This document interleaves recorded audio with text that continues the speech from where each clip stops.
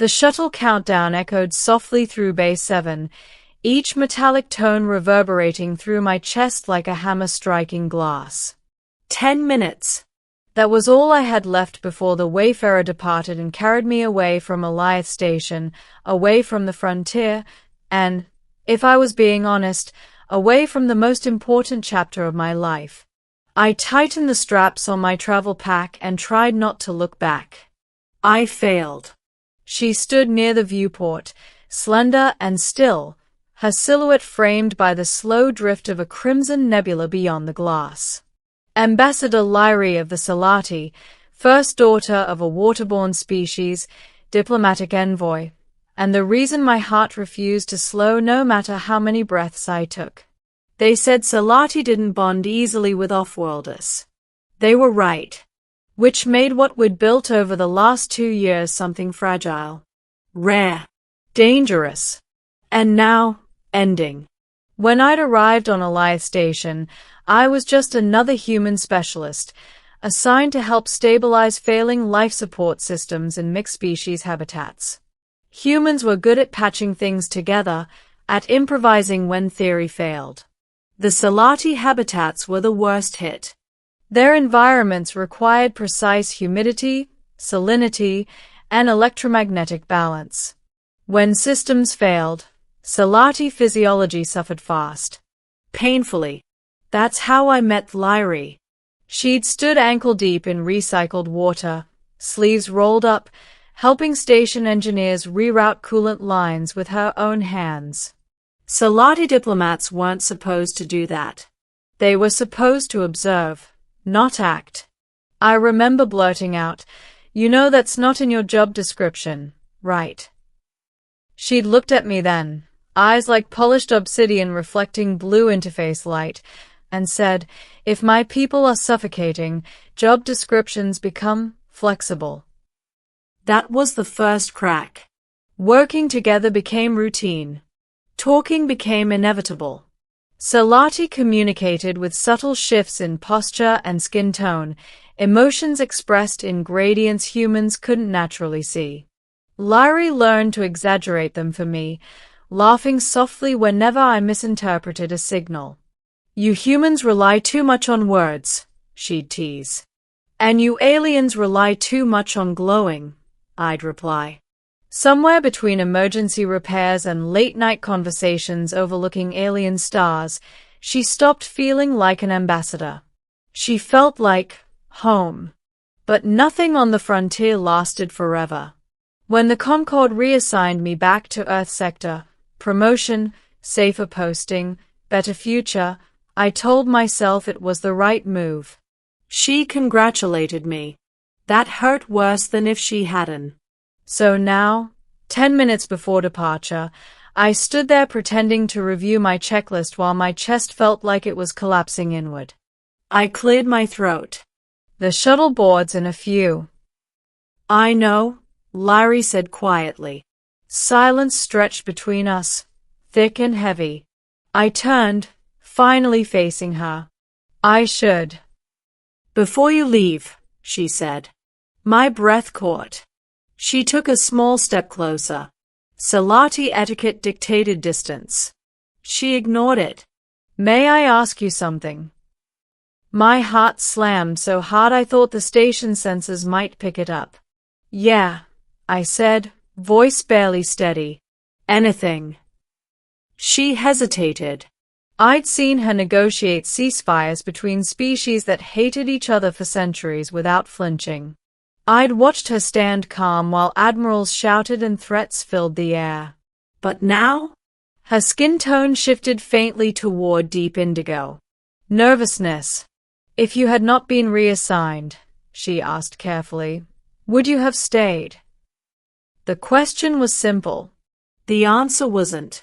"Yes," I said without hesitation. I turned down the first transfer offer. And the second. Her eyes widened slightly. "You did?" "I told them I was invested," I said. "They assumed I meant professionally." Her skin glimmered, soft teal now. Surprise. "And if I asked, she continued, voice almost a whisper, if you would return, not as an engineer, but as something else. My heart felt like it was going to explode. Lyrie, I said gently, you could ask me to stay right now, and I'd miss the shuttle without a second thought. The words hung between us, fragile as spun glass. She searched my face, reading expressions her species wasn't built to interpret but had learned. For me. You humans, she said softly, are reckless with your hearts. We kind of have to be, I replied. Otherwise we never leave home. An alert chimed. Final boarding call. I didn't move. Neither did she. Salati bonds, Lyrie said slowly, are not temporary. When we choose fully. Our council warned me about humans. I smiled sadly. They warn everyone about us. They said you would attach quickly, she continued, that you would feel deeply, and then leave. My smile faded. We leave because we believe distance ends things. But for us, it just proves whether they mattered. Her skin tone shifted again, this time toward luminous silver. Hope. If I asked you to stay, she said, it would not be a casual request. It would change my standing, my future, perhaps even my people's path. I stepped closer, closing the gap entirely. Then ask me, I said, and let me choose. She lifted her hand, webbed fingers trembling just slightly, and rested it over my chest. Salati could feel heart rhythms through skin contact. Her eyes widened as she felt mine racing beneath her palm. It sounds, she murmured, like a storm. Yeah, I said softly. Happens when I'm scared. Of leaving, she asked.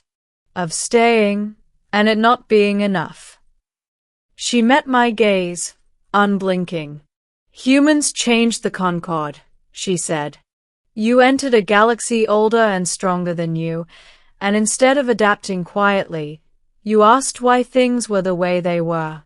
You offered help where none was requested. You stayed when leaving would have been safer. Her fingers pressed slightly closer. If you stayed, she said, you would not be not enough. You would be unprecedented. The shuttle's engines hummed louder. Seconds now. She drew a steadying breath. Before you leave, she said again, firmer this time, may I ask you something? My heart thundered. Yes. Will you stay? She asked, not because you are needed, but because you choose me. I didn't answer with words. I reached up, gently covering her hand over my heart. I already did, I said. Behind us, the Wayfarer detached from the station. Neither of us watched it go. The announcement that followed, of a human specialist declining reassignment to become a permanent liaison, barely registered in the wider galaxy. But the Salati recorded something else in their archives. That a human heard a question asked softly at the edge of goodbye, and chose to stay. Years later, when humans and Salati stood side by side as one of the most stable alliances in the Concorde, historians would debate policies, treaties, and cultural exchanges. I remembered something simpler. The way her voice trembled when she asked. And how my heart felt like it would explode.